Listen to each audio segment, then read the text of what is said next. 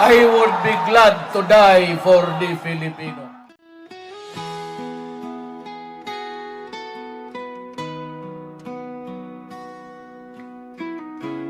Ilang araw na lang, ilang linggo na lang ay huling State of the Nation address nyo na po. Ano ang dapat abangan ng ating mga kababayan at ano po yung mga maipagmamalaki ng legacy ng Duterte administration? Nothing. All I want with people to just look around. Hindi ko ipagyawa. Unang-una, hindi ko ito pera. That's not the money. All I want to say is that we get that's all. I will not grow about it in public. Sabi na ako, hindi mo pera yan. Makita di mayabang. Of course, the industry of those who really on the ground, that body. Ayan, si Roya, General Roya. Yan talaga ang nagtatrabaho. Pero ako, I will just mention what project completed without necessarily attributing the miracle to me. Worker ako ng government, nagtrabaho lang. So wala akong dapat ipagyabang. Nandito lang ako to say that it is completed. But after that, I will shut down. It's not my style to banner. Iniisip ko muna, ito ba akin, personal, pwede ko pang ipagyabang? Ako nga akin. Pero kung mga ganito, ito ba yung pera mo dito? Ako ba yung nasa ground? At sila ang dapat, the workers of government, especially those who are appointed and who have worked so well, yun ang dapat discredit the work of them.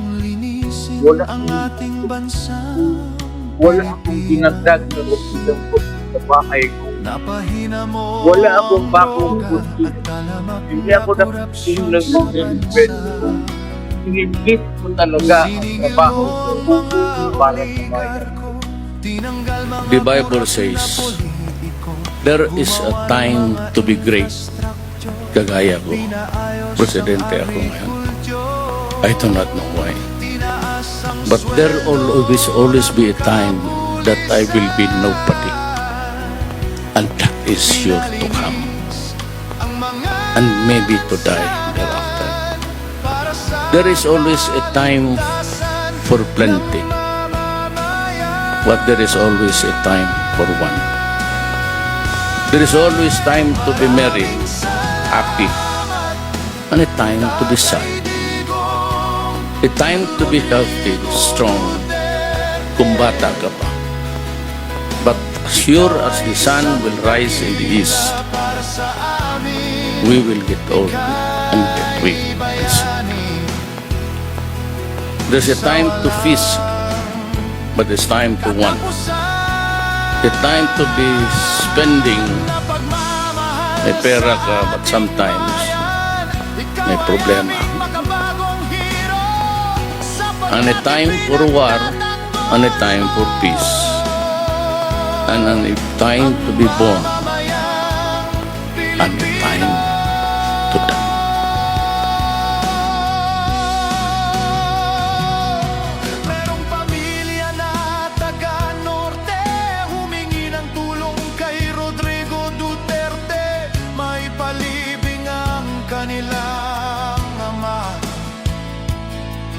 Sa libingan ng mga bayani, dekada na ang dumaan, walang pumayag na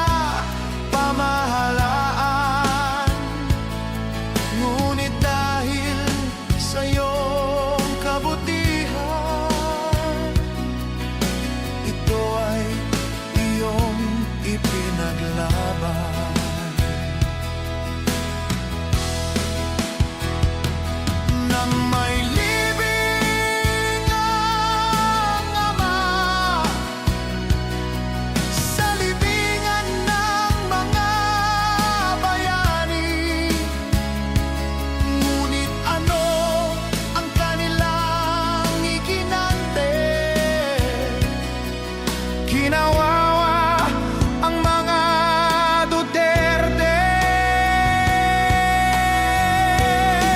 Sila pang dahilan, ginamit ang mga nasasakupan sa pagpapakidnap, pagpapahirap at paglalagay sa'yo sa kulungan. Mga walang utang na loob, ginamit lang ang mga Duterte.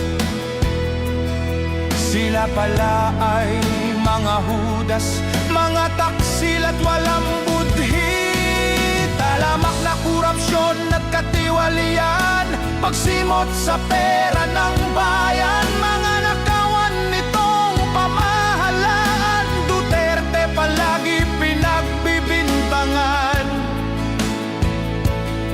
Kaya sa galit ng mamamayan,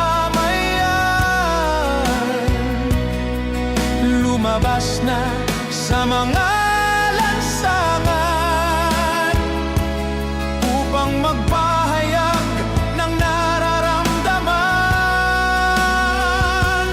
Kahit ginigipit at hinahadlangan, ito'y hindi dapat pinipigilan ng ating pamahalaan, pagkat magbabadya lang ito ng himagsikan.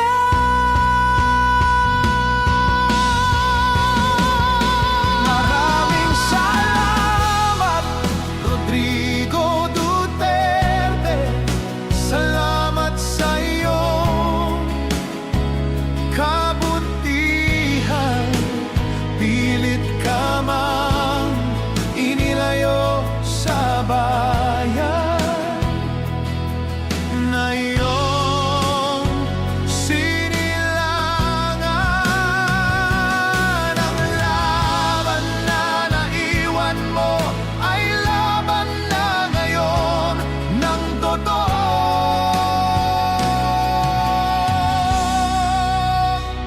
Pilipino. Ngunit ano ang kanilang iginante? Kinawawa ang mga Duterte. Sila pang dahilan, ginamit ang mga nasasakupan sa pagpapakidnap, pagpapahirap at paglalagay sa'yo sa kulungan.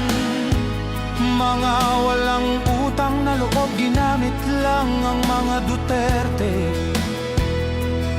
Sila pala ay mga hudas, mga taksil at walang budhi. Talamak na korupsyon at katiwalian, pagsimot sa pera ng bayan. Mga nakawan nitong pamahalaan, Duterte palagi pinagbibintangan. Kaya sa galit ng mamamayan, lumabas na sa mga lansangan upang magpahayag ng nararamdaman. Kahit ginigipit at hinahadlangan, ito'y hindi dapat pinipigilan ng ating pamahalaan, pagkat magbabadya lang ito ng himagsikan.